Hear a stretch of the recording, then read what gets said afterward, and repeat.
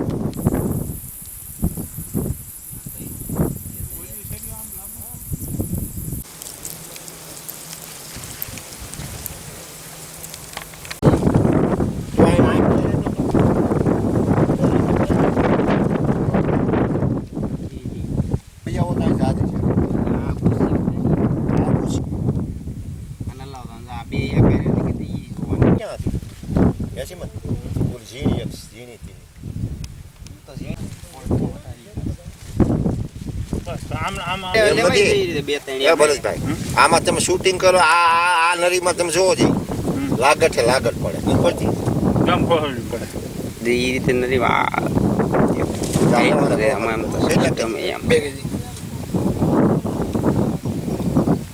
આ ઠેઠ આમ રાયવા સુધી પડે એક ડીપરમાં પડે.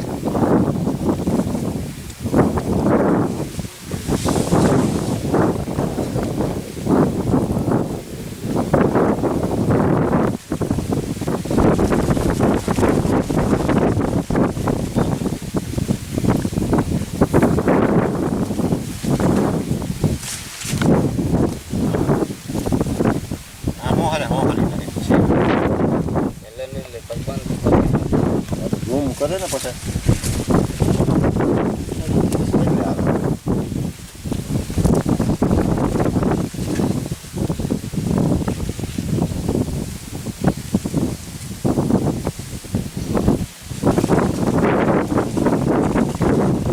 જૂનાગઢ જિલ્લાના વિસાવદર તાલુકાનું નાના કોટડા ગામ છે.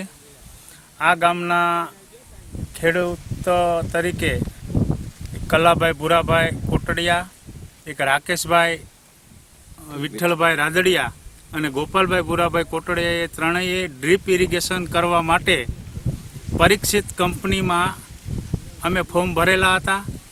જીજીઆરસીને અમે 50% પૈસા આપી અને જીજીઆરસીમાંથી ફોર્મ મંજૂર કરી અમને પરીક્ષિત કંપનીનો માલ આપવામાં આવ્યો હતો. પરંતુ જ્યારે અમને માલ આપવામાં આવ્યો હતો એ 2012ની અંદર જ્યારે અમને માલ આપવામાં આવ્યો ત્યારે પાણી ઓછું હતું. એને કારણે અમે 3 બંડલ ડ્રીપનું ફિટિંગ કરેલું. ત્યારે જ્યારે ફિટ કરેલું ત્યારે ડીલર સાથે હતા. ડીલરે ફિટ કરાવેલું અને ફિટ કરીને જ્યારે ટેસ્ટિંગ કર્યું ત્યારે અમારી ડ્રીપરની લાઇનની અંદર ડ્રીપની ફુવારા ઉડતા હતા. એટલે અમે ડીલરને ફરિયાદ કરેલી. એટલે ડીલરે કીધું કે ભાઈ અમે કંપનીને ફરિયાદ કરશું અને આ તમારી ડ્રીપ અમે બદલાવી આપશું અથવા તો રિપેર કરી આપશું.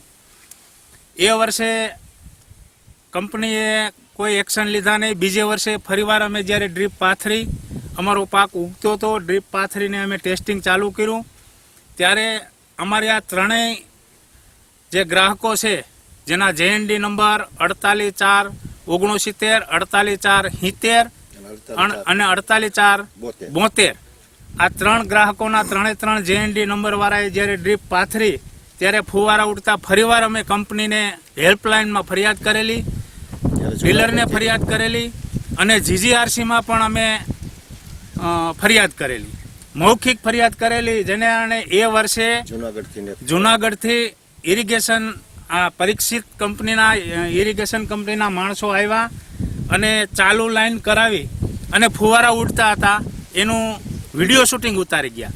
ત્યાર પછી વચ્ચેથી એક 10-12 ફૂટનું સેમ્પલ તરીકે બટકું કાપીને લઈ ગયા અને ત્યારે એને કીધું કે અમે કંપનીને મોકલશું અને કંપની આ ડ્રીપર ફોલ્ટવાળી છે એટલે બદલી આપીશું.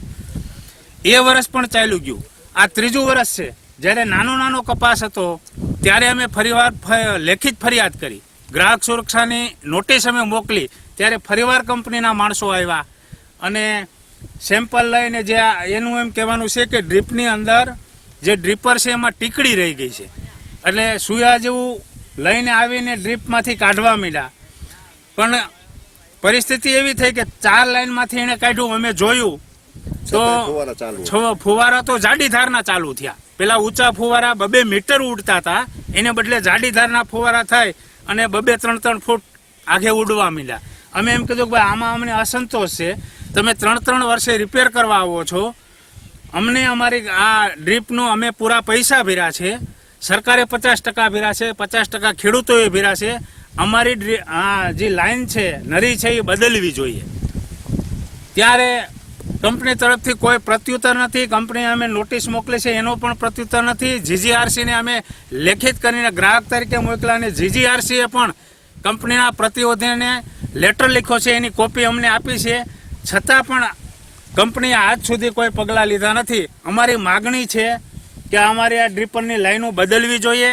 પ્લસ 3 પાક અમે લીધા છે, એ 3 પાકમાં વધારે પાણી, અમે જે હેતુ માટે લાઈન લીધી હતી કે ઓછા પાણીએ પેદાશ પાકની આવે, પરંતુ આ તો અમે નરી હાયરમાં મૂકીએ છીએ અને પાટલાની અંદર પાણી પડે છે, એટલે અમારે પાણીનો બગાડ થયો છે, પાણીનો દુરુપયોગ થયો છે. અમે જે હેતુ માટે લાઈન લીધી હતી હેતુ સર નથી થયો.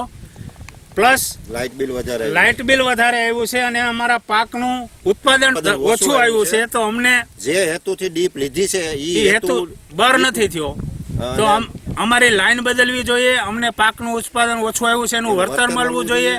પ્લસ અમારું ખાતરની વેસ્ટ ગયું છે એનું પણ અમને વળતર મળવું જોઈએ. આ અમારી માગણી છે. તેથી અમારી પરીક્ષિત કંપની પાસે માગણી છે કે અમને આ ડ્રીપની લાઈન બદલાવી અને જે 3 વર્ષ અમારો જે પાક નિષ્ફળ થયો, એકર દીઠ અમારે 63,000ની નુકસાની આવી છે, એટલે એનો અમે દાવો કરવાની તૈયારી ચાલુ કરી છે. એટલે અમને 30,000ની નુકસાની લખે વળતર એકર દીઠ આપે અને અમારી ડ્રીપ બદલી આપે. આ અમારી માગણી છે. કારણ કે કંપનીએ હેલ્પલાઇન રાખી છે પણ માત્ર ફોલ્ટ સાંભળે છે, કોઈના રિપેર કરતું નથી, એવું 3 વર્ષથી અમને પ્રતીત થાય છે કે આ હેલ્પલાઇન ખેડૂતોને રમાડવા માટે અને અભણ અને અજ્ઞાત ખેડૂતોને ગેરમાર્ગે દોરવા માટે, છેતરવા માટે આ લાઈનો રાખી છે.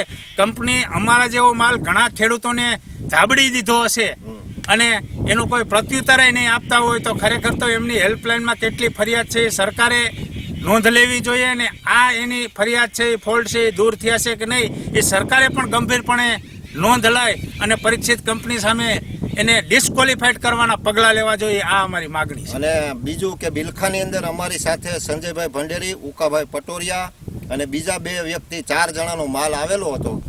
એને 102 બંડલ આ કંપનીનો ફોલ્ટ હતો, આ જ રીતનો ફોલ્ટ હતો. અમારી સાથે 1 થી 2 ટ્રકમાં માલ આવ્યો છે. એ લોકોને 102 બંડલ માલ બદલાવી દીધો છે અને અમને કંપનીએ અત્યાર સુધી કોઈ જવાબ નથી આપ્યા. મેં જીજીઆરસીને ફોન કર્યો, જૂનાગઢ એરિયા મેનેજરને અનેકવાર ફોન કર્યો, પછી કંપનીના માલિક સાથે વાત કરી, અમદાવાદ હેડ ઓફિસમાં વાત કરી. અત્યાર સુધી મેં 1,000 થી 2,000 રૂપિયાના ફોન કર્યા કે હાલો તમારો સોલ 2 દિવસમાં થઈ જાય, તમારો સોલ 5 દિવસમાં થઈ જાય. આ રીતે આ 2012થી 3 વર્ષ થઈ ગયા. ત્યાં સુધી અત્યાર સુધીમાં અમને અમારી વાડીએ કંપનીના માણસો આવીને અને સેમ્પલ લઈ જાય, વિડીયો શૂટિંગ કરી જાય અને વ્યા જાય, હાલો તમારું થઈ જાય. અત્યાર સુધી અમને કોઈએ જવાબ આપ્યો નથી.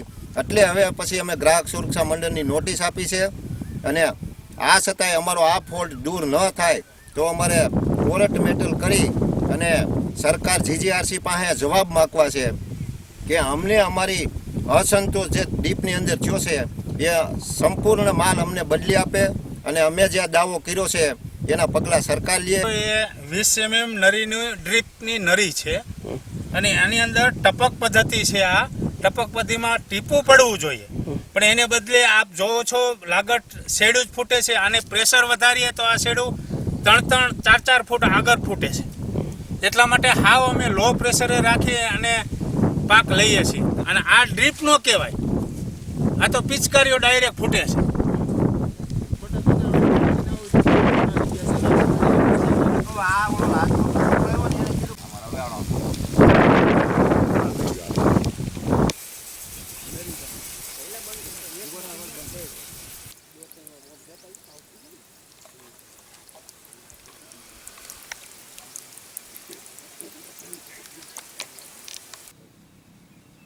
સલ્ફર નાખ્યું, સલ્ફર